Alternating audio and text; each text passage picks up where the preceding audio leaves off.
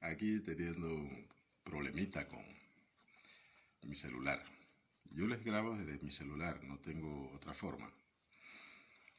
Pronto creo podré tener mi laptop ya arreglada, tan pronto se abra pues la tienda Mac para llevarla y poder grabar estos videos en vivo, que es mi anhelo delante del Señor. Hasta allá pues utilizar la herramienta que tengo a mano, que es mi celular. Doy gracias al Señor por que nos ha permitido en este día llegar hasta este tiempo de enseñanza, que es entrar a analizar el último mensaje a la última iglesia, la séptima iglesia, que es la iglesia de Pérgamo. Así es que vamos a orar para que el Señor nos ayude y así entonces entrar pues a considerar el mensaje a esta iglesia. Todos los mensajes son importantes, porque los mensajes a las iglesias, porque el Señor está en este tiempo, o en ese tiempo, que le dio esta revelación a Juan, para que Juan escribiese a las iglesias, que son las destinatarias de estos mensajes, pero al estar compilada dentro de lo que es el libro de las revelaciones o el libro del Apocalipsis, entendiendo que la palabra de Dios permanece para siempre, o sea que estos mensajes, estas correcciones, estas exhortaciones, incluso para la iglesia de Filadelfia, que es un mensaje de ánimo, es un mensaje de edificación y consolación para la iglesia, para que se mantenga como hasta ese momento había estado.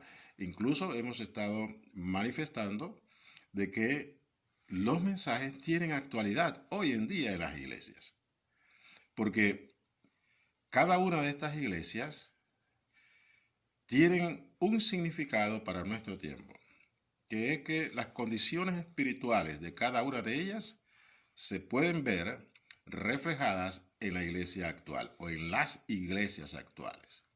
Porque no hay una iglesia llamada, una denominación que se llame la iglesia del Señor. Todas las iglesias que están sobre la tierra, que invocan el nombre del Señor Jesucristo como Señor y Salvador, y creen en el Padre Eterno que está en los cielos, nuestro Padre Celestial, somos parte del cuerpo de Cristo. Todos, no hay tal cosa que hermanos separados, no. En Cristo no hay hermanos separados. Todos somos miembros de un solo cuerpo.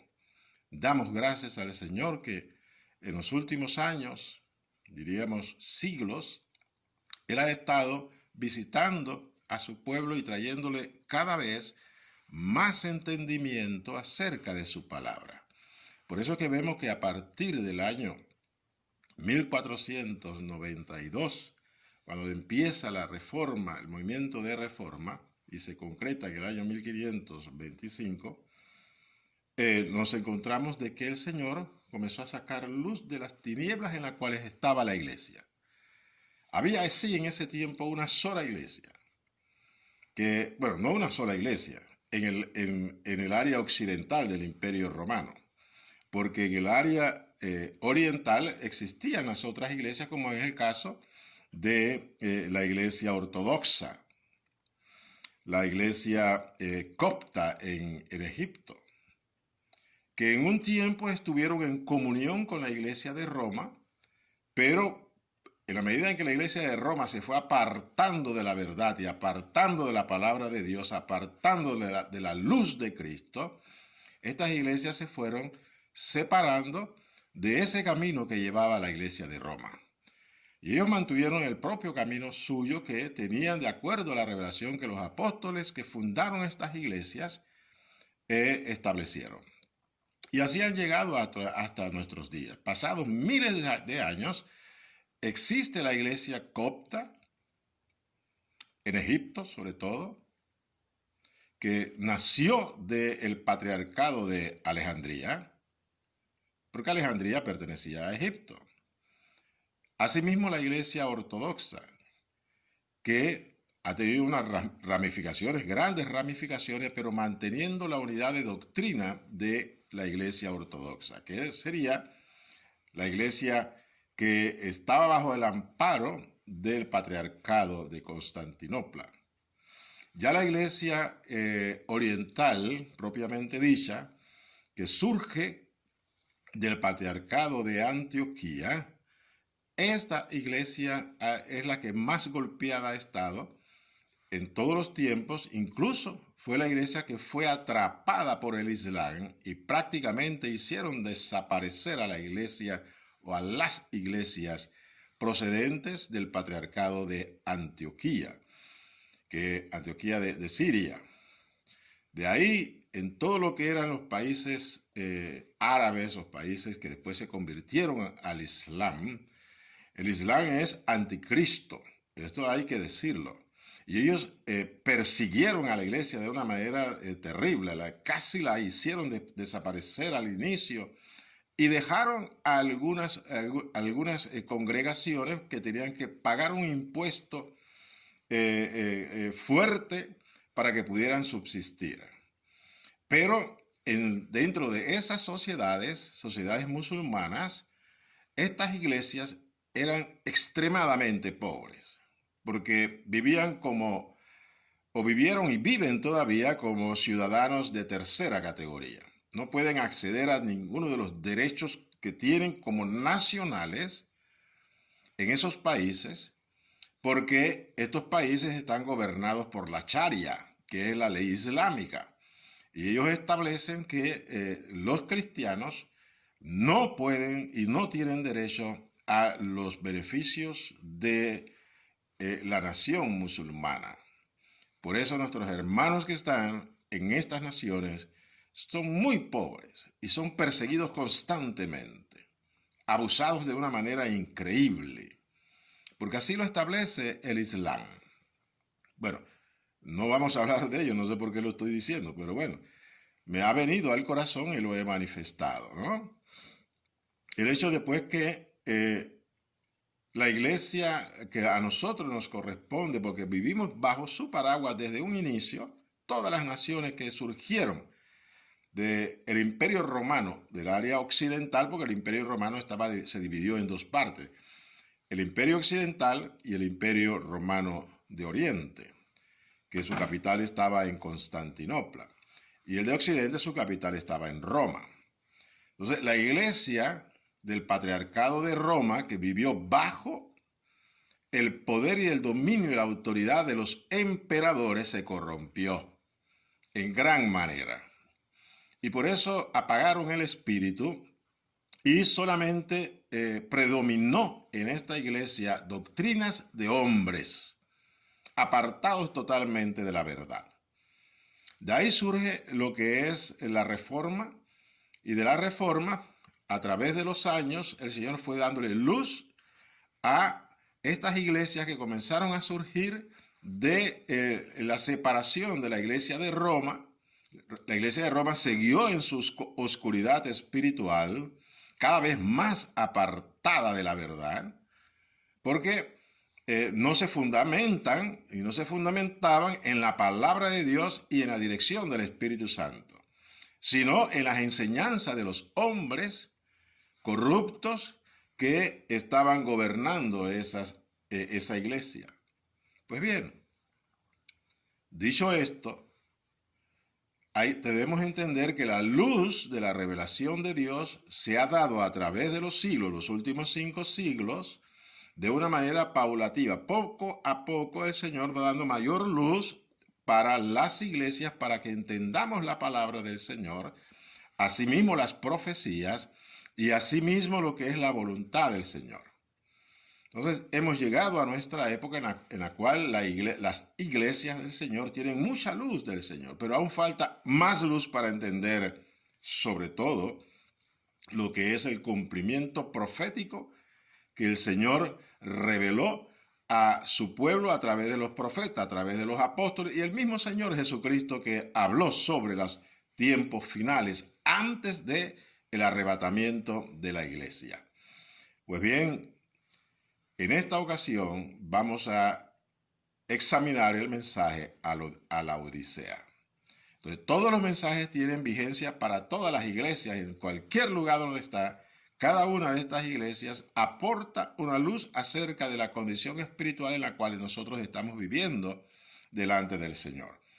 Y en todas ellas el Señor envía un mensaje de corrección porque Él está juzgando la condición espiritual nuestra en las iglesias en las cuales estamos. Pues bien, en esta ocasión que vamos a compartir el análisis de la enseñanza o el mensaje que el Señor le dio a la iglesia de la Odisea, que tiene vigencia hoy en día también, veamos entonces la condición espiritual de esta iglesia, en la cual nosotros podamos examinarnos como creyentes individualmente, si estamos nosotros en esta condición espiritual, lo que debemos hacer. El Señor siempre nos abre la puerta en todo momento de nuestra existencia como cristianos para que nos arrepintamos de los malos caminos en los cuales estamos, de las malas enseñanzas que hemos recibido y volvamos a la sana doctrina, a la doctrina de nuestro Señor Jesucristo, que es la única que debe prevalecer en las iglesias. Entonces es lo que tenemos que buscar como hijos de Dios, con la ayuda del Espíritu Santo. Porque en el corazón de Dios nuestro Padre y de nuestro Señor Jesucristo está en que nosotros estemos en la posición en la cual Dios quiere que estemos, que es estar en la palabra, estar totalmente sumergidos en la palabra de Dios, guardados en la palabra, porque esa es la vida que el Señor nos da. Y asimismo también es la manera como Dios se va a manifestar en nuestras vidas con poder y gloria, cuando estamos nosotros sujetos a la palabra del Señor. Pero hay muchas enseñanzas y uno no sabe cuáles son, pero el Señor nos ha de ayudar. A cada uno de nosotros, si tenemos un corazón sincero y humilde delante del Señor, humillándonos delante de Él, pidiéndole, Señor, ayúdame. Ayúdame a entender mi posición espiritual, cómo yo estoy delante de ti. Esa debe ser nuestra oración en este tiempo, para poder enderezarnos y estar realmente dentro de la voluntad de Dios, para poder participar de este evento que pronto se dará, que es el levantamiento de la iglesia, a reunirse con el Señor y estar con Él, porque viene sobre el mundo un tiempo de prueba, de gran prueba y sufrimiento. Nosotros ahora estamos pasando parte del sufrimiento que viene como iglesia del Señor. Entonces hemos de entender que en este tiempo todavía tenemos una obra que realizar y es anunciar el Evangelio antes que se cierre la puerta de salvación a los gentiles, a los que no son judíos. Porque gentiles son o somos todos aquellos pueblos que no somos judíos, o sea, nosotros no somos descendientes en la carne, en lo natural, de Abraham, Isaac y Jacob. Sobre todo Isaac y Jacob. Porque Isaac y Jacob ya, cuando ellos nacen, al nacer en el caso de Isaac, él fue circuncidado siendo un niño. Porque ya en ese momento Dios le había dado a Abraham, su padre, el pacto de que sería su pueblo, el pueblo elegido por Dios, separado por Dios para que viniese en ese pueblo el Mesías, el Hijo de Dios encarnado, y se cumpliese todo lo que Dios había establecido con respecto a nuestra salvación. Pero Abraham, cuando fue llamado, él no era judío, era un gentil, porque no habían judíos, el pueblo judío no existía todavía. Abraham lo llevaba en sus lomos y Dios le llama, siendo él un gentil, un hombre a quien Dios le agradó llamarle para darle estas promesas. Y él le da a Abraham las promesas de que en su simiente serían benditas todas las naciones de la tierra. Y lo bendecería a él como el escogido de Dios. Y eso sucedió en la vida de Abraham. Fue grandemente bendecido y Dios lo guardó en todo momento. Y le prometió la tierra de Canaán, que es la tierra que los judíos deben poseer. Que no la han poseído toda a través de las edades, pero ya cumplido el tiempo de Dios Ya cuando Cristo venga a reinar en esta tierra, se va a cumplir esa promesa de Dios dada a Abraham. Pues bien, Abraham tuvo a Isaac. Isaac fue circuncidado y ya Jacob, hijo de Isaac, nieto de Abraham, él sí nació como judío. Isaac no nació como judío, pero el padre Abraham lo hizo judío al circuncidarle porque había un pacto ya de Abraham, su padre, padre de Isaac, con Dios, que tenía que circuncidar a todo varón que descendiese de su casa, porque esa era la señal del pacto de bendición de Dios para Abraham. Y sería esta bendición transmitida a su primogénito a través de el pacto. Claro, el primogénito de Abraham fue fue Ismael. Pero Ismael no era el hijo de la promesa. Ismael fue hijo de la carne. Porque Sara, al ver que había envejecido, y su marido Abraham también había envejecido, entonces decidió Sara darle su esclava a Abraham para que Abraham engendrara un hijo de la esclava como si fuese un hijo de ella, pensando que así ayudaba a Dios. Pero ese no era el plan de Dios. Abraham se allegó a Agar, que fue la esclava de Sara, tuvo relaciones sexuales con ella y nace Ismael, pero Ismael no era el heredero de las promesas. Tenía que nacer de Sara, su mujer, pero Sara era estéril y una señora ya anciana. Ya tenía, cuando ella concibió, tenía 89 años y dio a luz a los 90 años. Solamente por el poder de Dios y por la gracia de Dios. Porque ya era una mujer que, ya lo dice la Escritura, había dejado de menstruar, ya no tenía menstruación. Ya sus óvulos estaban secos, su matriz estaba seca, totalmente. Anteriormente era estéril su matriz, ahora estaba seca porque era una anciana. Pues por el poder de Dios, Sara concibe el hijo de la promesa que Dios le había dado a Abraham, Isaac. Pero cuando Isaac nace y comienza sus primeros años como un niño, él era un gentil, él no sabía ir circuncidado. Tampoco Abraham se había circuncidado. La circuncisión vino años después, cuando Ismael tenía 12 años. También él se circuncidó. Así es que de Isaac ya circuncidado nace Jacob. Entonces Jacob sí nace como judío, hijo de la promesa. Y Jacob tiene los 12 hijos que son las 12 tribus de Israel, que estuvieron en Egipto y ahí fueron esclavizados y de allá fueron sacados cuando, llegado el cumplimiento del tiempo, Dios levantó a Moisés para que fuese un instrumento en las manos de Dios para que se cumpliese la promesa dada a Abraham, el patriarca. Israel como pueblo sale de allá, va al Sinaí y ahí Dios se le revela al pueblo de Israel y le da lo que es la ley. Y también hace un pacto con el pueblo. Y el pueblo decide con el pacto que hizo con Dios ahí, en el Sinaí, en el monte que humeaba ante la presencia del Señor. Ellos hacen un pacto también. Y derramaron sangre de animales para sellar el pacto. Porque todo pacto con Dios tiene que sellarse con derramamiento de sangre. Porque ese derramamiento de sangre apuntaba hacia el derramamiento del Cordero de Dios que quita el pecado del mundo, el Hijo de Dios encarnado. Así que, dicho esto, pasamos entonces ahora sí a ver el mensaje a la Odisea. Dios nuestro Padre, engrandece tu nombre en esta enseñanza, que tú nos visites con entendimiento, abre nuestro entendimiento, porque solamente con tu ayuda podemos entender y recibir tu palabra viva y eficaz, que podamos comprender el mensaje para nosotros en este tiempo.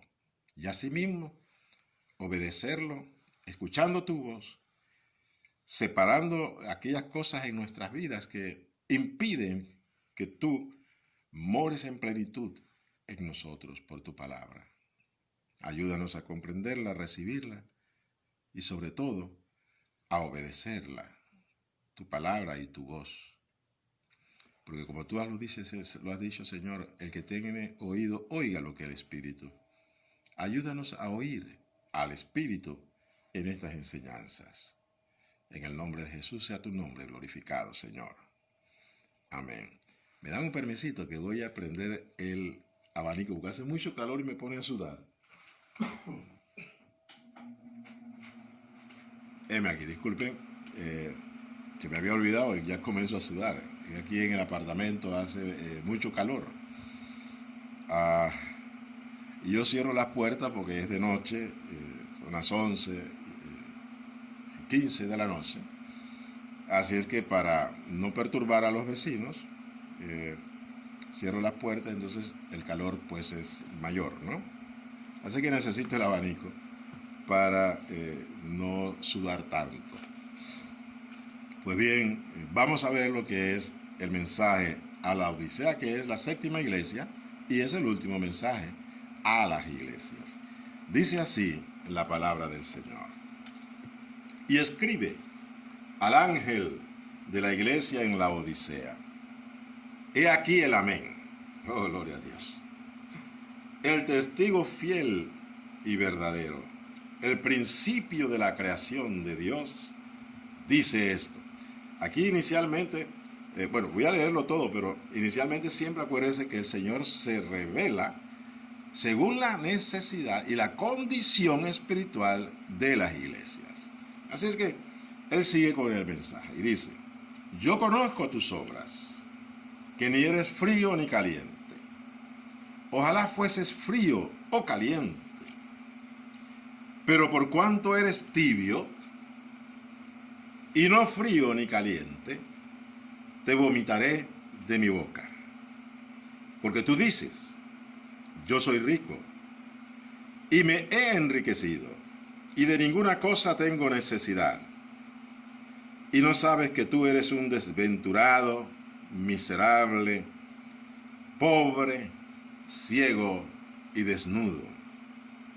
Por tanto, yo te aconsejo que de mí compres oro refinado en fuego para que seas rico, y vestiduras blancas para vestirte, y que no se descubra la vergüenza de tu desnudez.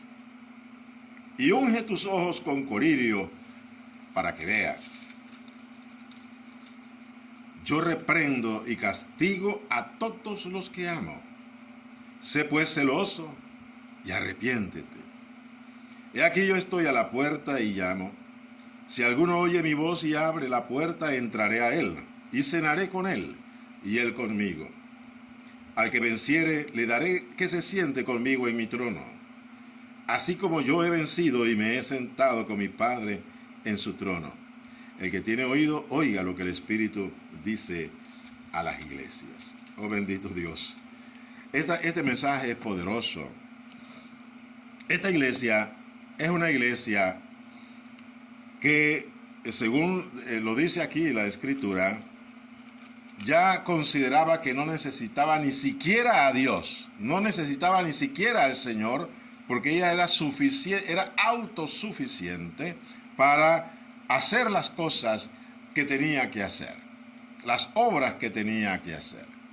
Pero no sabía su condición espiritual, porque ninguno de nosotros, ninguna iglesia puede andar en su fuerza, puede andar en su propio camino, dejando de lado al Señor, que se cree porque ya Dios hizo una obra, tal vez muchos años, siglos atrás, en ella como denominación, porque aquí estamos realmente hablando de las denominaciones. Y cada una de las denominaciones tiene una vida particular que en sus inicios muy bien, pero poco a poco se van deteriorando. Van perdiendo la condición espiritual al inicio o del inicio de su vida como iglesia. Así es que esta iglesia tuvo un principio muy bueno, pero se enriqueció de tal manera, se llenó de tanta riqueza, tal vez esté hablando de riqueza material, pero también riqueza intelectual, riqueza teológica. Tenía el pleno conocimiento de las cosas, tal vez tenía acceso a los documentos de los apóstoles o los más antiguos de los apóstoles, documentos más antiguos de los escritos de los apóstoles, y esa era su riqueza. Pues no, yo soy rico, yo aquí tengo toda la documentación y tengo todo lo que es necesario para tener el conocimiento de Dios y tener el conocimiento como iglesia. Pero se olvidaba que la iglesia o las iglesias, la vida de las iglesias, depende de la comunión con Dios por medio del Señor Jesucristo. Esa es la vida de la iglesia. La llenura del Espíritu Santo, la vigencia del Espíritu Santo en la vida de cada uno de los que participan en esa iglesia y de la misma iglesia, porque la iglesia es un todo, es un cuerpo, no está separada la cabeza del cuerpo. No, tiene que ser cabeza y cuerpo todo en una unidad. Y recibiendo la iglesia la vida de su Señor a través de la palabra de Dios y del Espíritu Santo, que es el que nos abre el entendimiento y el que nos guía y nos enseña toda la verdad. Pues bien, esta iglesia, mire cómo el Señor se le presenta. Se le presenta como: he aquí el amén. Oh, bendito Dios. El Señor Jesús, el Señor Jesucristo, el Hijo de Dios encarnado en la gloria, cuando se le manifiesta a esta iglesia, se le manifiesta como el amén. He aquí el amén. He aquí está delante de ti el cumplimiento de las promesas de Dios. He aquí está delante de ti el así sea de Dios. He aquí está delante de ti el sí cúmplase todo lo que ha sido revelado. Ese es el amén. Cuando nosotros decimos amén, estamos diciendo: hecho está. Así sea, Señor, hágase conforme tú has dicho. Cuando oramos o cuando leemos la palabra o recibimos una promesa, decimos amén, significando esto que estamos nosotros alineándonos a la voluntad de Dios, que se cumpla la palabra que Él ha prometido sobre nuestras vidas o ha dicho sobre nuestras vidas. Por eso es que el amén es el último deseo y voluntad de Dios, que se cumpla su palabra, que se cumpla su promesa, que se cumpla su profecía. Amén. Así es, Señor. Entonces el Señor Jesús se le presenta, el Señor Jesucristo se le presenta a esta iglesia: he aquí el amén. He aquí el final de Dios. He aquí el cúmplase de Dios. Oh, gloria a Dios. Esto es grande. Esta iglesia necesitaba saber que la iglesia sin el sello de Dios no es nada. Porque ella se creía autosuficiente, que no necesitaba la aprobación de Dios.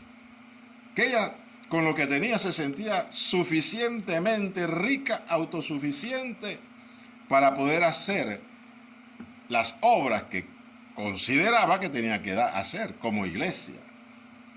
Pero el Señor le dice: no, te hace falta el amén, la aprobación de Dios. No tienes la aprobación de Dios. Es lo que le está diciendo el Señor a esta iglesia. He aquí el amén de Dios. He aquí el que hace que se cumpla la palabra de Dios en la vida de los que han sido llamados como hijos de Dios a participar de la eternidad, la vida eterna que es en Cristo Jesús. Y le dice también: he aquí el testigo fiel y verdadero. Oh, bendito Dios. Esta iglesia andaba totalmente desordenada, incluso dando testimonio y enseñando cosas que el Señor no había enseñado. Por eso es que él aquí le dice, yo soy el testigo fiel. He aquí el testigo fiel y verdadero. Esta iglesia estaba enseñando mentiras, grandes mentiras. Y se creía rica porque tenía el sello del nombre del Señor Jesucristo. Y el Señor le dice, no. He aquí yo soy el fiel y verdadero, el que trajo el mensaje del Padre sin adulterar. Y lo dio al mundo sin adulterar lo que Dios manifestó y quiso dar a conocer a la humanidad. Por eso Él se da a conocer como el testigo fiel, el que da testimonio del Padre. Este es el Señor Jesucristo. Él dio testimonio del Padre. Y todas las palabras que Él habló procedían del Padre, no de Él. Eso es lo que le está diciendo a la iglesia. Tú estás hablando palabras que no son mías. Eres infiel en el testimonio que estás dando. Porque no es un testimonio que tiene la aprobación de Dios. Por eso Él se da a conocer como el testigo fiel y verdadero. Es el que ha traído la verdad de Dios. En la verdad no hay mentira. Y esta iglesia, por lo que el Señor se le manifiesta, está totalmente llena de mentira y de engaños. Pero se cree rica y poderosa, nada más alejado de la verdad. Porque hay una situación, el Señor no está en esa iglesia. Por eso es que Él se le está manifestando así. He aquí el amén. Yo soy el amén. He aquí el testigo fiel y verdadero. Es más, el testigo fiel y verdadero, nuestro Señor Jesucristo, Él dio testimonio del Padre. Y por dar testimonio del Padre, le costó su vida. Y Él estuvo dispuesta a darla porque Él dijo, he aquí que yo pongo mi vida y la vuelvo a tomar. Porque Él es el Señor de la vida. Él es la vida misma. Por eso fue necesario que Él encarnara, para que pudiera recibir el golpe de muerte en el juicio de su Padre o de nuestro Padre por el pecado, porque la paga del pecado es muerte. Y era necesario que un cordero perfecto, un ser humano perfecto, muriese en la cruz del Calvario, o muriese, derramase su sangre para satisfacer a Dios en su justicia, porque Dios es justo. Si bien Dios es amor, nos ama con inmenso amor y nos creó por amor, pero el momento en que entró el pecado a causa de la desobediencia de Adán, se hizo necesario que se cumpliese la justicia de Dios, porque Dios estableció y ha establecido que la paga del pecado es muerte. Eso nadie lo puede quitar, es un decreto divino. Y como decreto divino tenía que cumplirse. Antes de la muerte de nuestro Señor Jesucristo, morían animales inocentes para cubrir el pecado, pero no para quitar el pecado. El pecado no solamente tenía que ser cubierto, tenía que ser quitado. En el tiempo antes de la muerte de nuestro Señor Jesucristo, los sacrificios que Dios le enseñó al pueblo de Israel eran los únicos que podían tapar su pecado, cubrir su pecado por la sangre de esos animales. El resto de la humanidad, los gentiles, que no eran del pueblo de Israel, tenían sus pecados y no había manera de cubrirlos, porque ellos no fueron llamados por Dios para recibir la ley y la revelación de la verdad. Así es que, por eso fue necesario entonces que viniera nuestro Señor Jesucristo, encarnara para que pudiera pagar ese precio demandado por la justicia de Dios. La muerte a causa del pecado. Ya no de animales, sino del Hijo de Dios encarnado. Por eso es que es grande el anuncio del Evangelio, es la obra de Dios hecha en el Calvario. Porque por la muerte del Hijo de Dios, que no tenía por qué encarnar, pero era la única forma de que fuese quitado el pecado, ya no cubierto, sino quitado, era que hubiese un sacrificio perfecto que satisfaciera la justicia de Dios, la santidad de Dios. Porque nuestro Dios es un Dios santo, santo, santo. Y Él no se conforma con menos que la santidad que Él demanda a su mismo nivel de santidad. Por eso fue que el Hijo Santo de Dios tuvo que encarnar y morir en la cruz, siendo inocente. Pero Él ocupó nuestro lugar para que a través de su muerte y de su resurrección, nosotros recibiésemos el perdón de pecados. Ahora sí, su sangre nos limpia totalmente de toda la impureza del pecado que hay en nosotros y lo saca. El pecado y el poder del pecado lo es quitado por la sangre de nuestro Señor derramada en la cruz del Calvario. Por eso es que la sangre de Jesucristo puede limpiar nuestras conciencias de toda obra mala. La sangre de nuestro Señor Jesucristo nos limpia totalmente, nos santifica, nos va quitando todo el pecado que hay en nosotros, aún en nuestras entrañas. Lo quita. Y aquellos pecados que fueron cubiertos por la sangre de los animales, quedaron cubiertos, pero ahí estaban. Pero el derramamiento de la sangre de nuestro Señor Jesucristo en la cruz del Calvario toma esos pecados y los quita y los echa en el fondo del mar. Allá están todos nuestros pecados, en el fondo del mar, en lo más profundo del mar, donde ningún hombre puede llegar y no ha llegado hasta el día de hoy con toda la tecnología que ha desarrollado la ciencia del hombre. No ha podido llegar a lo más profundo de los océanos y del océano. Ha llegado cerca con aparatos, con vehículos submarinos que no pueden ser, como decir, guiados por el hombre. O sea, el hombre no puede estar dentro de ellos porque no puede. Las profundidades en los océanos es tan grande que el peso de la gravedad destruiría una vida humana que se meta allá. Por eso es que es el lugar indicado y apropiado que Dios escogió para echar todos nuestros pecados allá. Allá están. Por la obra de nuestro Señor Jesucristo, cuando muere en la cruz. Pero el Señor no solamente murió, sino que también resucitó. Y al resucitar, Él saca a la luz una nueva vida que nos es dada a nosotros. Porque Cristo Jesús es el primer hombre resucitado. Es la primera creación de Dios, la nueva creación de Dios, el hombre redimido, ya sin pecado, porque cuando Jesús resucita, su cuerpo, que antes tenía la debilidad del pecado, ya no existe en ese cuerpo ni una pizca de pecado, porque por eso Él murió.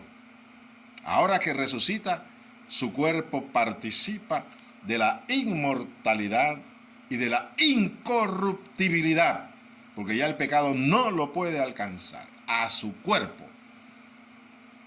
siendo Él las primicias, el primero de entre todos nosotros que también vamos a experimentar la resurrección de vida, en la cual nuestros cuerpos, estos cuerpos que están llenos de pecado, porque el pecado vive en nosotros, está en este cuerpo, por esto es que este cuerpo es necesario que muera, o en el día de la venida del Señor, a levantar a su iglesia, sea transformado por la gracia y el poder de Dios. Nuestro cuerpo, si estamos vivos, serán transformados. O sea, lo mortal será absorbido por la inmortalidad de nuestro cuerpo. En un abrir y cerrar de ojos, nuestros cuerpos serán semejantes al cuerpo de nuestro Señor Jesucristo. Inmortal e incorruptible también, en la cual el pecado ya no puede llegar, porque vamos a estar en la comunión con el Señor Jesucristo, con nuestros cuerpos, estos cuerpos, pero sin rastro del pecado, redimidos totalmente. La redención se cumple cuando nuestro cuerpo vendido al